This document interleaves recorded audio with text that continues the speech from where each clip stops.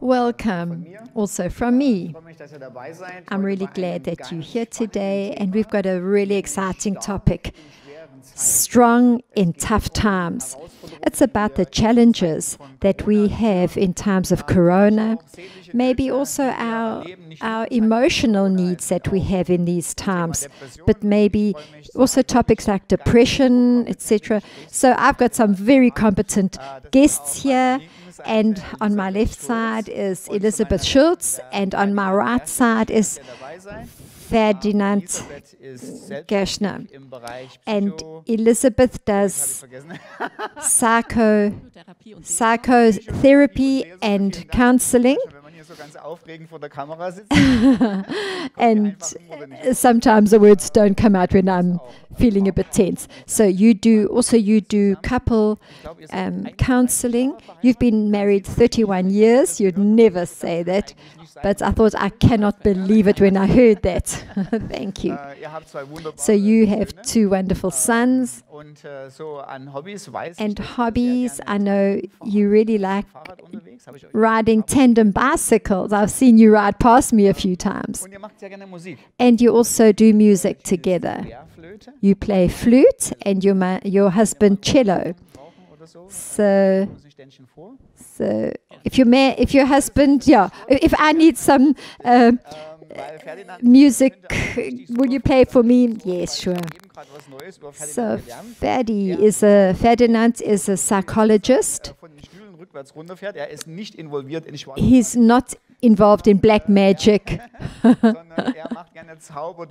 but he does fun tricks as a hobby. And I actually asked him if he could change this microphone into a rabbit, but he said he needs his little chest and he could do that. So it's a fun thing that he does as a hobby. So when you're not doing your magic fun tricks, what do? You're a psychologist. You are, you married just recently. How many months? 6.5, nearly 7. Now be careful. About 7 months. Yeah, when one sort of thinks about the marriage every day, then I'm happy for you.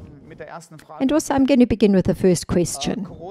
Corona has changed a lot in our lives. In many things, it's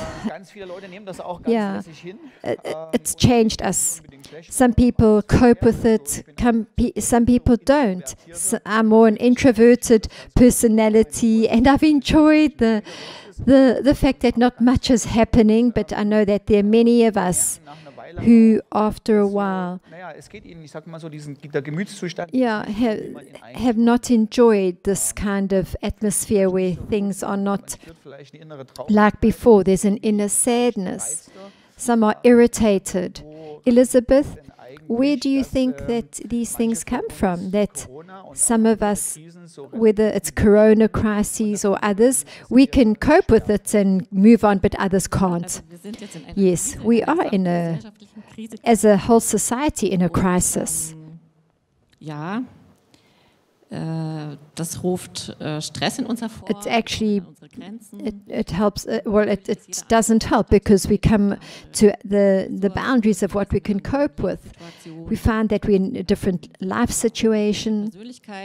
Every personality is different and has different challenges regardless. And some are able to cope with stress, others aren't. And Ferdi, how come is it that Corona throws us off track? Well, like Elisabeth said very well, I'll expand on that and say every person builds his life up, and he knows what his limitations are with his resources. He knows,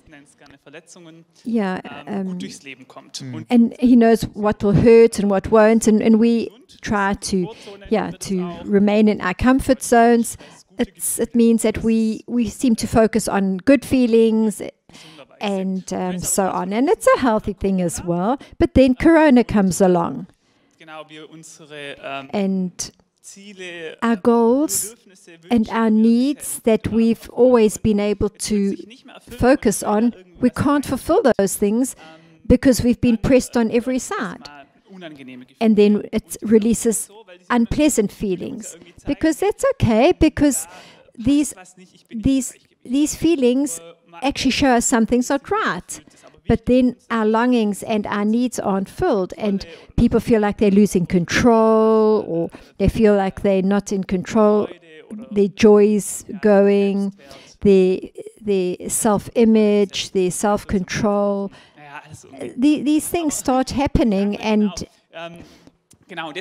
clanging against each other, as it were. And I think it's important that each one personally has a look again at what our needs are and to satisfy those. Maybe the corona has taught us, or maybe other things as well. It could be a sickness that teaches us the old, it could be also the age, or to be newly married, whatever. It can be fun, but it also teaches us that we've got to really look again at our lives and once again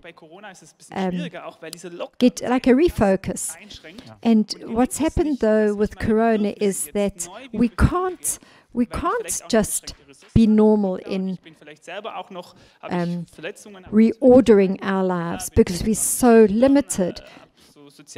Some people are shy, some people are anxious, and they don't have that feeling if I can come into crowds and still feel good, because they just withdraw, and that can throw us off track totally. And what I've seen, when people get stuck in this terrible vicious circle, people can eventually lose all color in their lives. And that's a danger. And as Christians, I notice that God gives joy. As Christians, we sense that God gives us joy. And in our relationship with Jesus, we have hope. But when crises come into our lives and joy is missing, then sometimes the tendency is to like super spiritualize everything. Well, today I'm not feeling well. In the last weeks I haven't felt well, so it must have something to do with my relationship with Jesus. And sometimes we can, we know that is nonsense. It's got nothing to do with our relationship with Jesus. In fact, our relationship can be wonderful with Jesus, but maybe we're not having enough vitamin D or whatever, and it's regardless of whether we're spiritual or not, we can still have that knowledge that we're with Jesus. But there is that phenomenon that when we experience pain or sadness, it's like when we know we've got to start having to cancel our appointments and our visitations with friends, we wake up and somehow our souls don't feel good. And it may not be anxiousness, but it could be a sadness or a depression that suddenly comes. It's suddenly there, and we can't really reflect on what is happening and why am I feeling like this. And some people even ask themselves, what is going on with me? And I want to say very provocatively, when I say, is there something wrong with me when I have a crisis and I can't define what it is? So provocative. Am I going crazy? Am I going nuts? No. No. As Ferdi said so well, crises belong to life. It's part of life. And they do come continually in life. There are crises. It's just what life is. The most well-known one is the midlife crisis, where we have to accept that we're not young and fit. I'm getting maybe wrinkles and grey. The children are leaving home. I've got to think about old age and death. And these are topics we've got to look at. And as Ferdi said, you've got to look at marriage, new partners. Those are also crises that one has to face. And we've got to work with, it's not about what's wrong with me. These are absolutely things where we say it's life. And a good Bible verse is Matthew 8, where Jesus says to the disciples, Luther says, come on now, get into the boat. He forces them to get into the boat. But a storm's coming up, and yet he tells them, get into the boat. And so for the disciples, it was like this need, this crisis, because there's a storm, there are waves, and Jesus is asleep. Und also so fühlen wir uns ja auch. And sometimes that's how we feel. Drauf und it may be chaotic in our lives in this crisis, and we think, well, where is God? But this sentence, he persuaded, or he, as it were, forced the disciples to get into the boat. It was as if Jesus trusted them. He knew that if they got into the boat, he could show them that he was in charge of the storm. And he actually allows it so that we learned to trust him. The Bible, we see other stories in Bible verses. In James, we see that these trials move us to patience and perseverance, and it's an inner strength, we would say, that we develop, we would say today in psychological terms, an inner psychological strength, emotional strength. And I think it's about accepting the fact. I'm not closing my eyes to the fact that I'm in a crisis. I accept the fact that there's this unpleasant feeling of pressure because of this crisis, but I've got to persevere in this. The loneliness, I've got to, On the other side, though, I need to develop ideas, look for other alternate ways that I can cope with life and how it can get better. So spiritually, I'm going to, I just want to say as well, from a spiritual side, sometimes people think, spiritually, this isn't going well with me. And sometimes we look at the Christian message. Joy is healthy. If you love Jesus, you'll be happy and healthy. But we have these challenges as well in the Bible. Rejoice, don't have fear. It's like a challenge that we see often in the Bible. And then you've got to say to yourself, okay, I'm afraid and I don't have joy. And then we ask ourselves, am I doing something that isn't pleasing to God, or is it sin? And sometimes very quickly, we think we've got all these quick answers. Come on, man, just rejoice in any case, these very spiritual answers. And sometimes we just need to realize there are things like depression and feeling down. And I think it's really good that you said, Elisabeth, that we've got to see that there are changes. We've got to accept these things at times. Accept the fact, yes, I am afraid, but I'm working on being joyful. And it's an encouragement to say, rejoice. It's like, what are these things? What's happening? What can I rejoice about? And I think often, when we look at Leah and Jonah, who had depression, not Leah, Elijah, we see that they actually had depression, but God had such patience with them. And they had a real encounter, a very deep encounter with God. They're just two examples. And I believe that these are the things where we can say, as a Christian, as believers, as people that go with Jesus, that are in a relationship with Jesus, it can still happen that even in that, you can become depressed or feel down. As Christians with a deep relationship with Jesus, it can happen. Yes, sometimes this actually leads to a deeper relationship with God. It's, yeah, when we see it's not going well with me, it's like I push into God. That's my experience. I have another question in between. When we think of the question or the story of the disciples in the boat, we look from the outside and look at this story, and it's like Jesus had everything in control. But from the perspective of the disciples, it didn't look like that. From their perspective, it was like, this is not going well. And that's often the perspective. When we're in the middle of a crisis, there is that feeling of, what's happening now? This doesn't look good. What do I do with these feelings where I feel God's just left me and I'm on my own? Well, that's where I would say I would like to just speak about 3 things in depression. There are many, but I want to speak about 3 things in depression that happen, that often I see in a Christian context. So first of all, that we think as Christians it should always go well with us. Secondly, I come short in life. I don't have enough.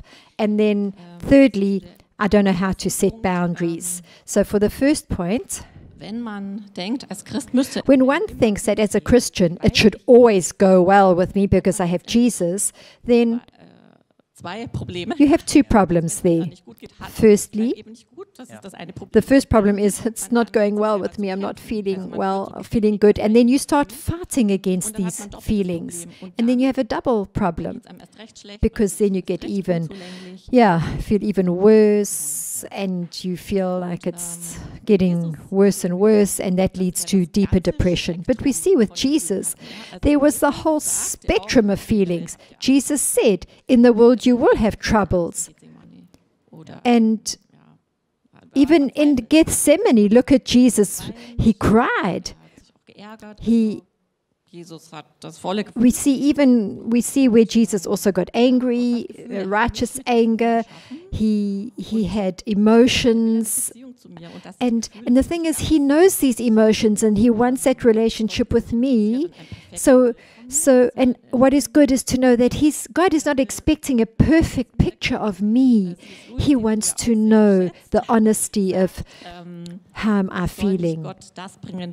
And as you say, it's not what I think I should bring to God that He'll be pleased with, but it's what I feel in my heart and what is real. That's what I bring to God. And that's where we can bring that to friends as well, and just get those to pray with us. And I think God is asking us, how are you? Not how, and we answer honestly, not how we think we should. And there are, for example, there are psalms that can really reflect our feelings. And Dirk, when you spoke about contemplatory and meditative prayer, the one particular verse you said, when I feel like I'm angry with my enemies or I'm feeling lonely, Psalm 31. It's actually a practice that we can have. So that was first of all. That was your number one. To have, when one is perfectionistic and thinks I should not have any difficult feelings, I should always be in a good mood as a Christian. And then the second part was having those glasses of I'm focusing on the shortage of all the things I don't have. And that's also often projected onto God. He's not caring enough about me. Or else others owe me something. And it sort of gives that depressive mood. And there's always a reason to have that attitude. A person who has that has obviously had true lack in their lives. And there have been true needs that have not been satisfied.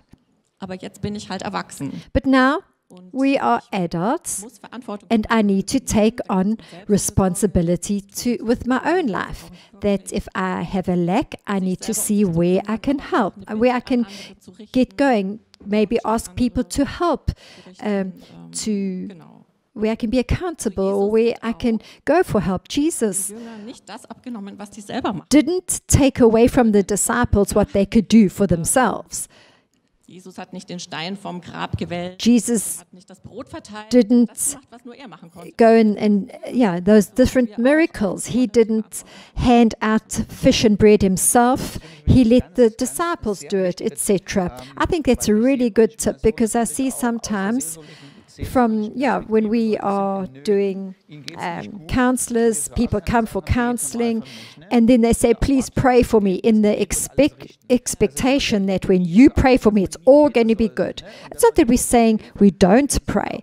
We can come to God for prayer, but there's that idea behind that there are sometimes practical steps that God will not take from us, that He wants us to be on the way in action and do those things. And so there was another one you said. The third is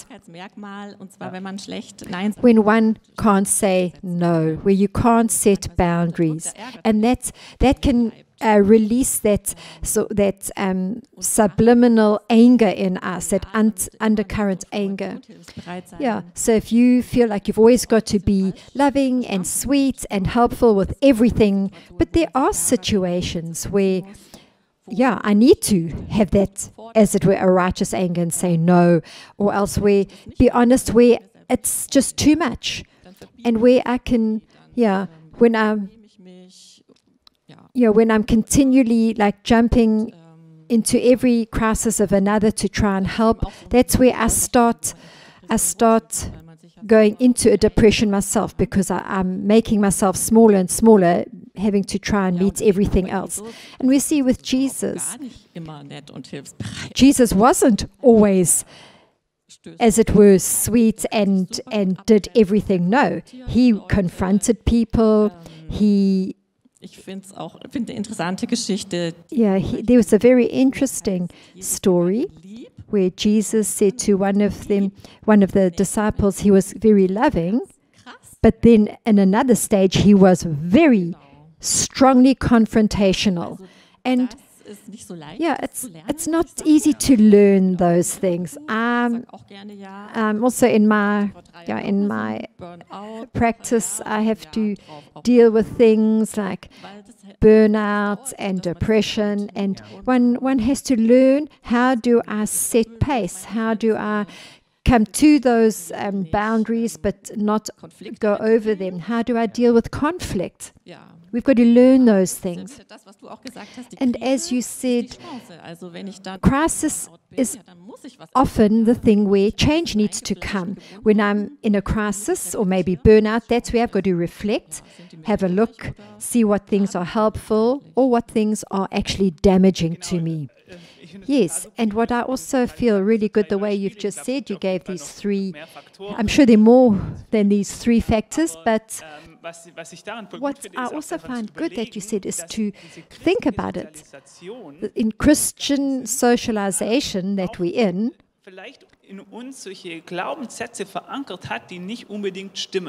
sometimes we've place things into our lives and into our identity that are not helpful. We think they're very spiritual, but they're not helpful. Like, you may not say no, always be kind. If you're setting boundaries, don't hurt anybody. And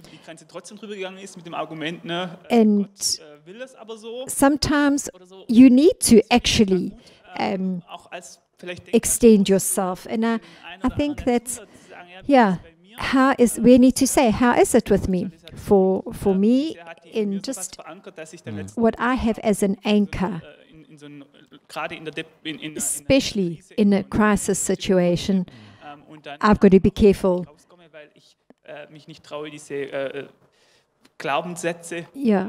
I've got to be careful that I don't start placing all my faith and my belief into question because of how I'm feeling. Yeah, so that's the whole thing. It's not about my feelings sometimes. It's the idea before this is my boundaries are here.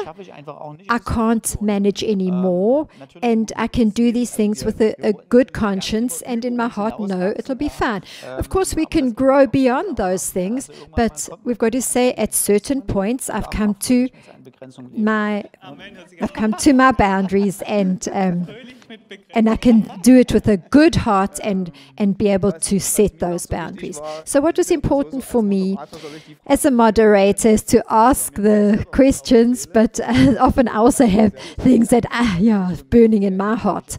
But what has helped me is to have those experiences.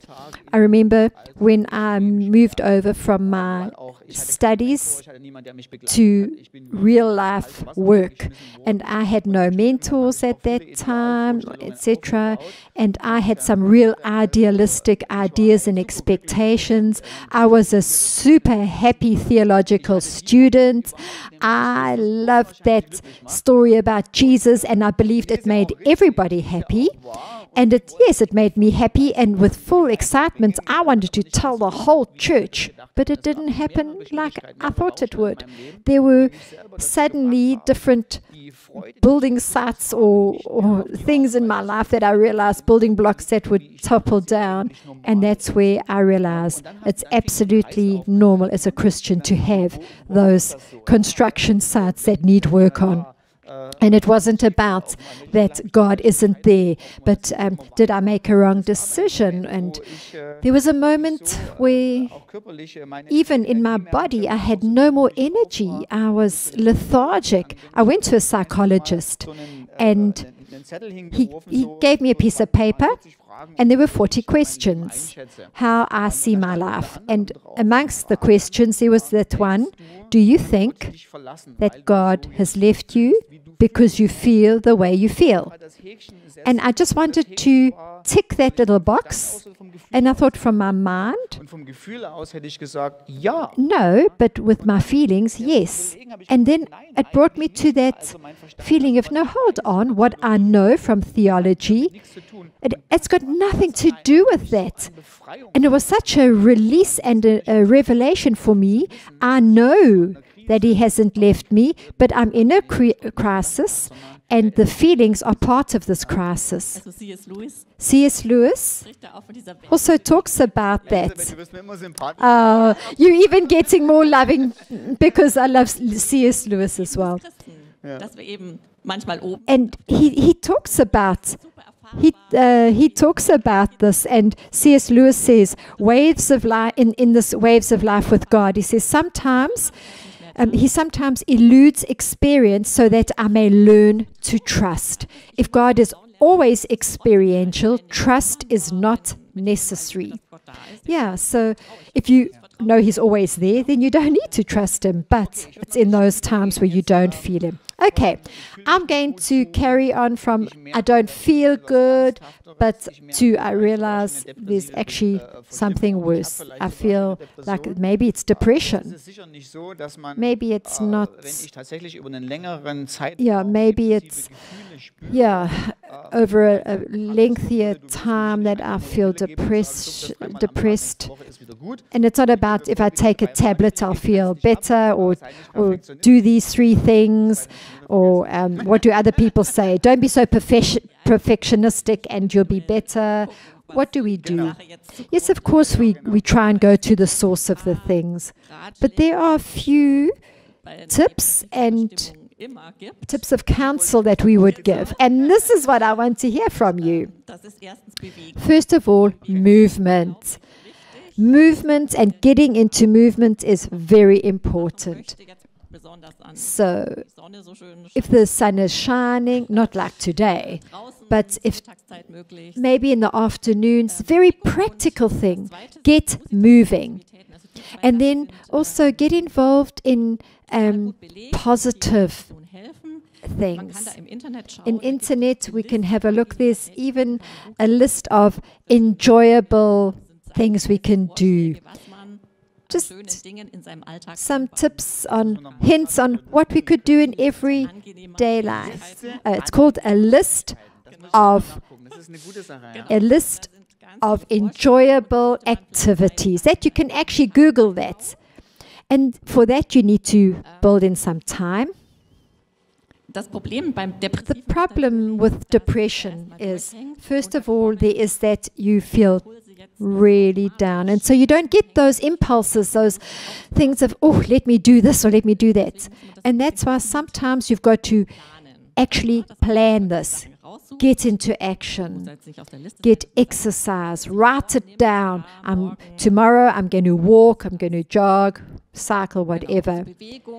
So it's exercise, get into the sun, and then contact, of course, very important. We know at the moment it's not easy, but try and work on your relationships, those contacts.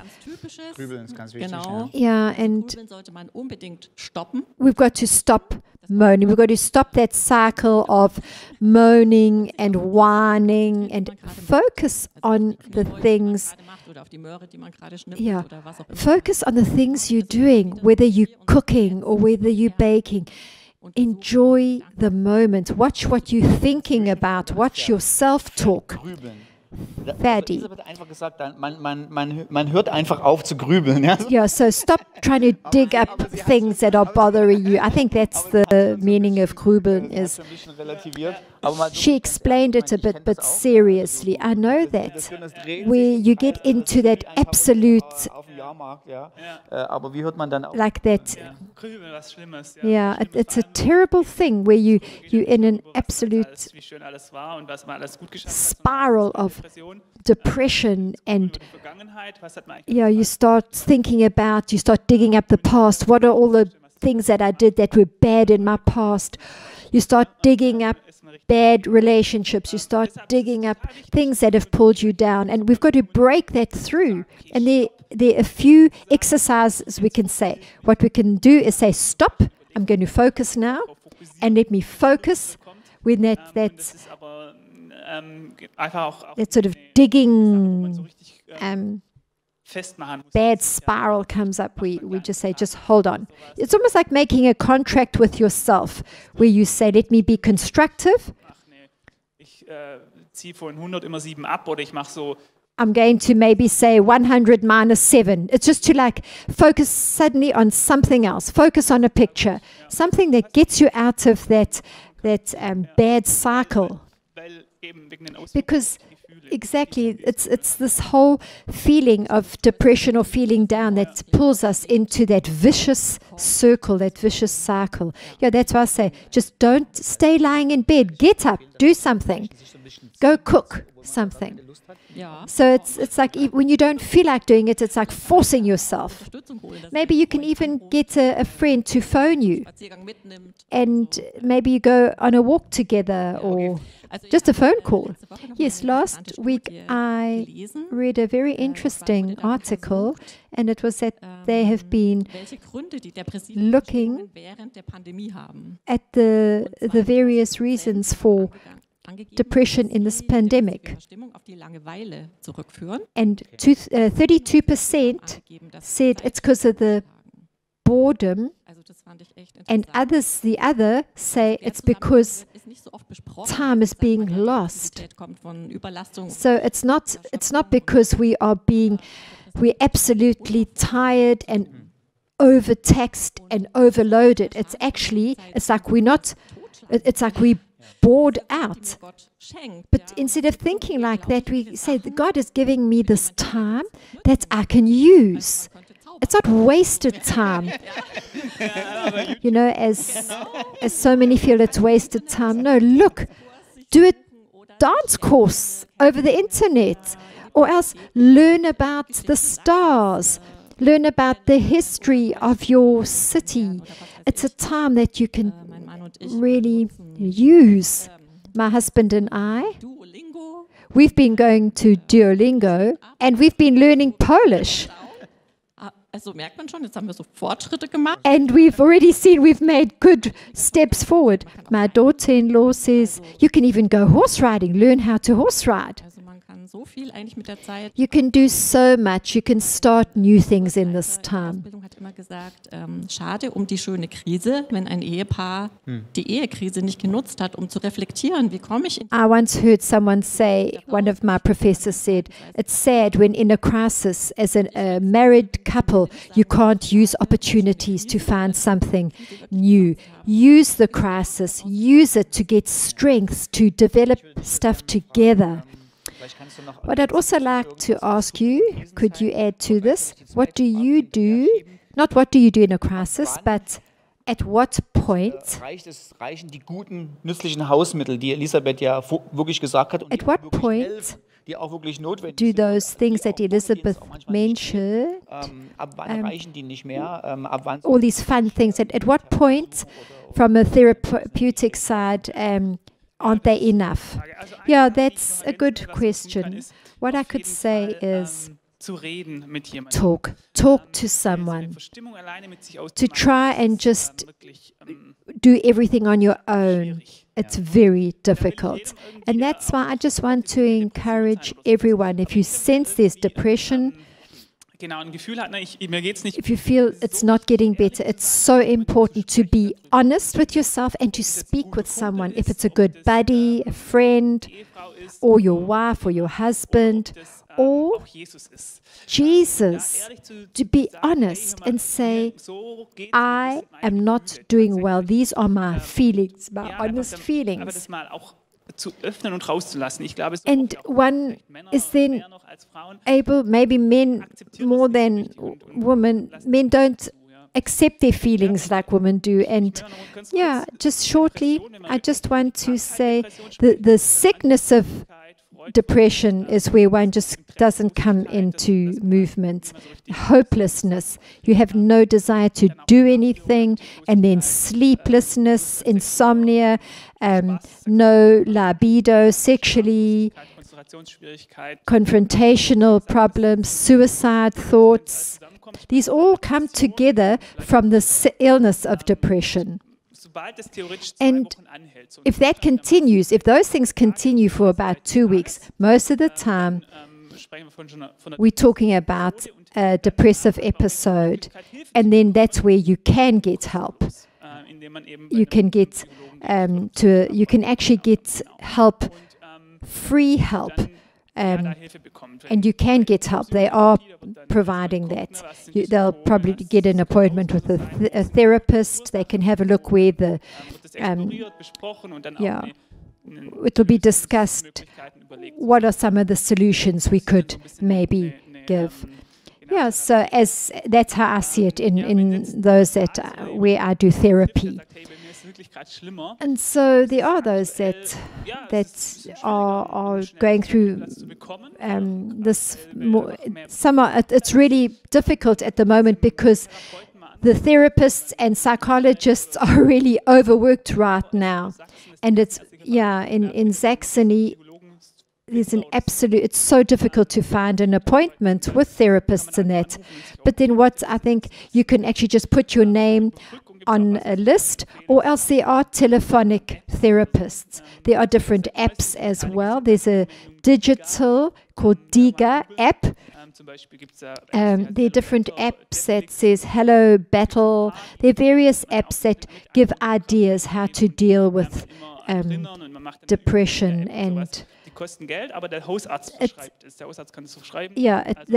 they cost money, but actually your home doctor, your GP can actually give you that the medical aid should be able to cover. Thank you so much. Just to make this a bit shorter, how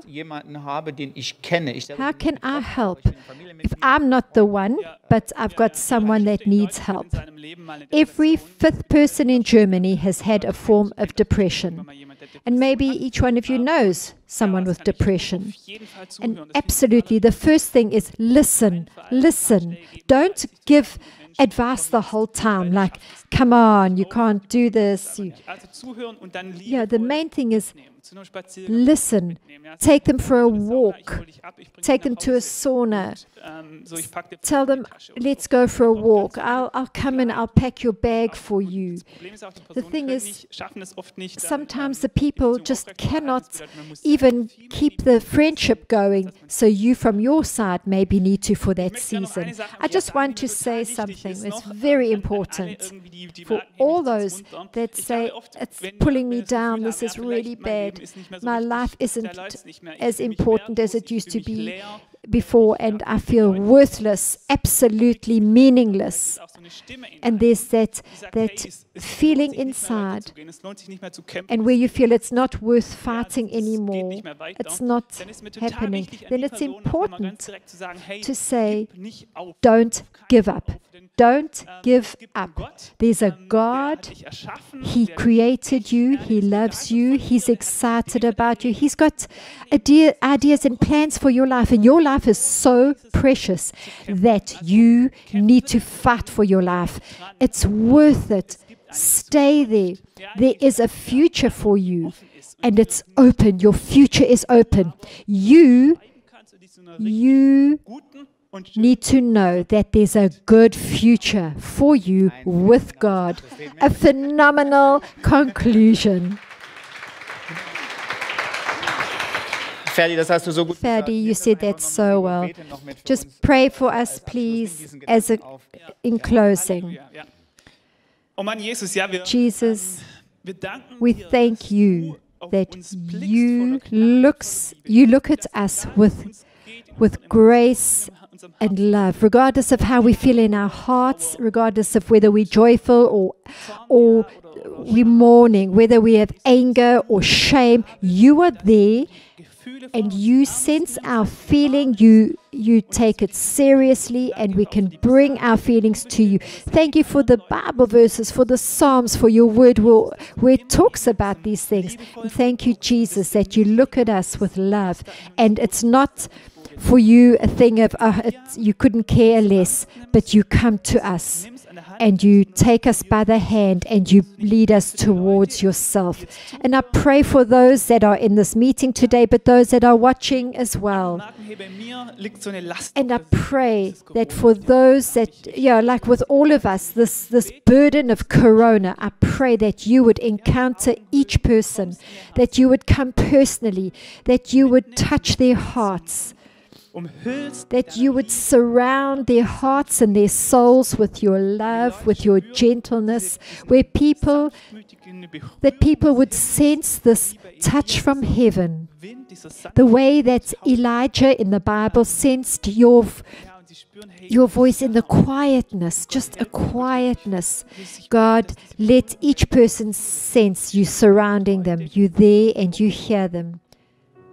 Thank you, Jesus, that we don't have to beg you, but you come and you are generous, God. Thank you for your presence. In Jesus' name, amen.